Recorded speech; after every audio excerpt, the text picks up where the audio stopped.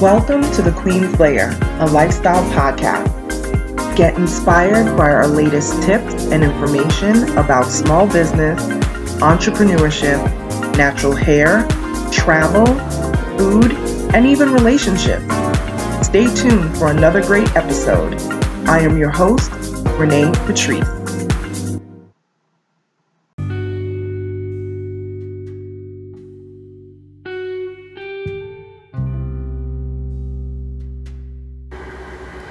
Welcome back, everyone. Thank you so much for tuning into my podcast once again. I know I said that I was going to come back on Juneteenth, but I was so caught up watching different shows, and one of the networks was re-airing, or I don't know if it was a re-air or something new, but I know I've seen a rundown of the Tulsa massacre, and I guess they're showing it for Juneteenth, and I got so caught up in watching it with family that just took precedence. So I do apologize, but I did want to come with my thoughts, and I guess it's okay that it's the 20th. We're about 18 minutes into June 20th, so. But I wanted to kind of get this off my chest before I went to bed. I really try not to pay attention to negativity and comments and, things that are around. If I feel like somebody's being negative, or I feel like a comment went left or whatever, I block people, especially if they come and comment on my stuff. But even if I see ignorant comments under other people's posts, I will block those people who made those comments, because I don't even want to see anything from you again, I would say this year for Juneteenth, I saw the most unbelievable, racist,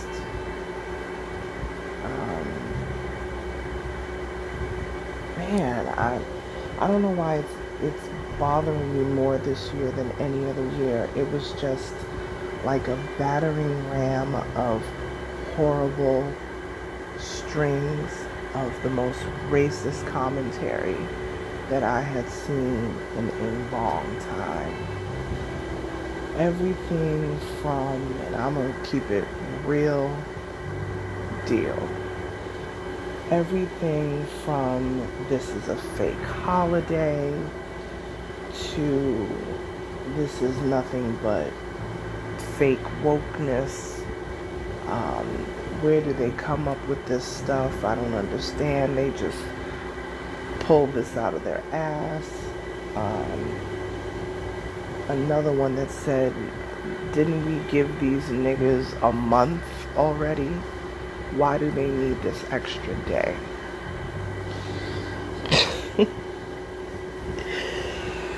Oh my God. I don't know why this year this has really taken me to another place. Because like I said, usually I don't really get swayed or bogged down by negative comments. I keep it moving. You speak negatively. I can't even speak. I can't even talk right now. It really bothered me. So I'm sure I'm going to have to do some self-reflection with that to see why it's bothering me the way that it is. But I guess a part of it is, this is 2024. There were so many things that Black people were left out of that we had to create our own. I am not saying that we don't have opportunities more than we did in years past. But even with that, there is still nefarious people, at work in the background. Diversity and inclusion is being attacked, and that's just not for Black people. That is for anything that is not Anglo-white. You know what I mean? It's also for white women. Diversity inclusion is being attacked. Black history, which is American history, is also being attacked and taken out of schools. Books being removed from schools. It's like it's shocking to me in 2024. It really is. You know what? Let me not even lie. It's not shocking to me, but it's shocking at the same time. Does that make sense? Like, I cannot believe we were still in this place. And then you have the folks that say it's just making, when you have things like Juneteenth, it's just causing decisiveness. There's decisiveness because of your ancestors, your colonizing ancestors. Yeah, I'm talking to y'all. Okay? That's where the decisiveness came in. It's always wild to me how people who are victims of something always have to smile and be like, well, it's not as bad as it could be. No, it's bad. It really is.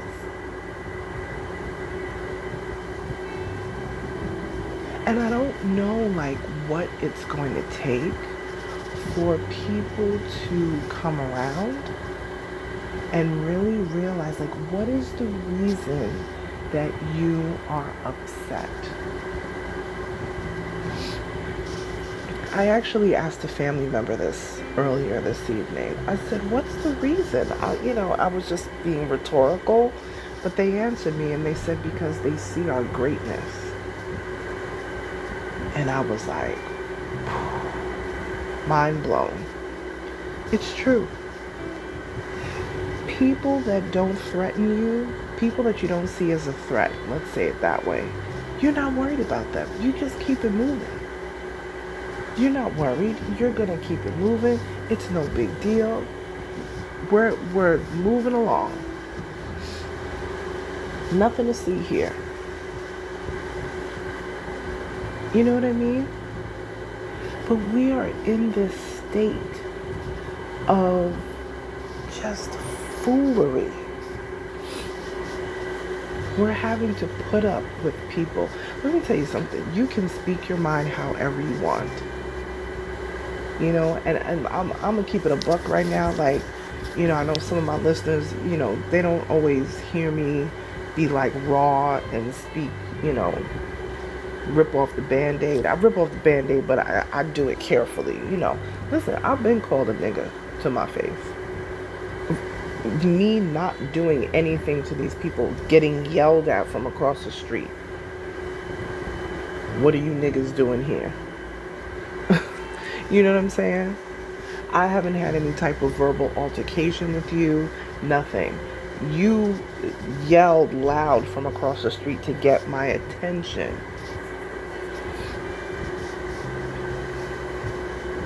So, I'm not going to say nothing shocks me. Yeah, there are still things. Well, I'm never going to say nothing shocks me. But, kinda. It's getting to that point where nothing shocks me anymore. And I don't even know. That's just bad. I want things to be shocking. I don't want to see this type of nonsense going on and thinking that I'm so desensitized that this is normal. This should be shocking. This should be appalling. This should be something that just doesn't happen. But it's getting to the point where it's not shocking anymore. And that, I think, is one of the things that's really bringing me down about it. I really took the day and did no work, zero work. And anybody who knows me knows I'm always got some kind of something going on. I didn't work on any client stuff. I truly took the day off I did a lot of reading. I ingested a lot of shows that were talking about the Black experience. And, sharing that with my family was also cool as well. But it was pinging me most of the day because I read a lot of these comments that I mentioned earlier this morning. And that just sent me to no end. It really did. And like I said, I'm going to do some self-reflection to dig a little deeper with that. But it was hurtful. It was definitely hurtful to see people talking about this in that way. And what's wild to me is that Juneteenth is not new. Juneteenth has been celebrated for well over a century. It just has become widely known, and of course became a federal holiday, I believe, in 2021. And we had so much going on during the pandemic, I don't think a lot of people were really paying attention. One reason why I know a lot of people weren't really paying attention is because it sounds crazy, but a lot of people, garbage collection in my neighborhood is on Wednesdays and Saturdays. And Wednesday morning, faithfully, garbage collectors come through, sanitation and everything. There was no sanitation that came through. Now, I knew that, so I wasn't worried about putting garbage out or whatever. And I noticed that up and down the block, just about every house had their garbage out. There was no collection of garbage today because it is a federal holiday. By the time you guys hear this, it'll be after Juneteenth, but there was no collection of garbage on June 19th because of the federal holiday. And a lot of people, you can see they were kind of like confused, like maybe the garbage collection is late today, or whatever. And I was just like, wow. So it hasn't really been widely shared, I don't think, as it should be. Which says to me, we have to do a better job of putting it out there to understand what it's really about. People talk about Abraham Lincoln and he freed the slaves and all this sort of stuff. Well, the word didn't get back to a little place called Galveston, Texas until almost 2 years after the fact.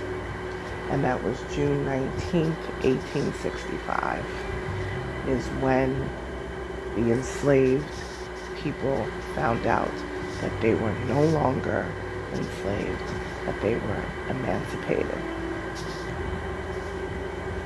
And that within itself is sad. You know what I mean? But it is such a poignant time in Black American history. It cannot be ignored. It just cannot be ignored. Seneca Village, which used to be in Central Park, cannot be ignored. Oscarville in Georgia cannot be ignored. I'm not going to go down the road and explain all of this. You can Google it. Google is free. And many, many other things. Tulsa Massacre that I mentioned earlier in this podcast. Just Google these things. These are things that we should be taught in school. Because Black history is American history. And there's a big chunk of it that is just missing. And this is why we need days like Juneteenth. This is why we do need Black History Month. This is why we need this, so that we can remind ourselves and other communities, so it's not just the black community, but other communities as well. We are here and we contribute and have contributed heavily to this country. Built this country literally on our backs. And it needs to be acknowledged. And so I am very happy for Juneteenth. I knew about Juneteenth, I would say maybe the last 10 or so years I've known about Juneteenth. But I was even mad that I only learned about it then. And to be honest, I don't think I realized the name was Juneteenth, but there was this thing that I read even more than 10 years ago about Galveston, Texas, and finding out, but I did not know that it had an actual name for that event. Yeah, kind of brought me down a little bit today to see such horrible comments. And it wasn't just a handful, it was like over and over and over again under so many different things that I was just like, wow, people really just don't care. And it makes you feel like, man, does the world even care about black people at all? Like, what did we do? But I have to go back to my family member. I said, what is it? I don't understand. And, one of my fam said, because they see our greatness. And I am going to rock with that. Seeing the greatness in someone else does not diminish the greatness within another person. That doesn't mean that I don't think that other people, races, creeds, wherever you are from whence you came, that doesn't mean that I don't think that other people are amazing. But I wasn't born in anything else but this brown skin that I'm in. So I can only speak to that. We are an amazing people. And we are all over this world. And we have contributed significantly to all areas of science, math, fashion, just anything that you could think of, any type of industry, we have contributed heavily to it. Health industries, food industries, and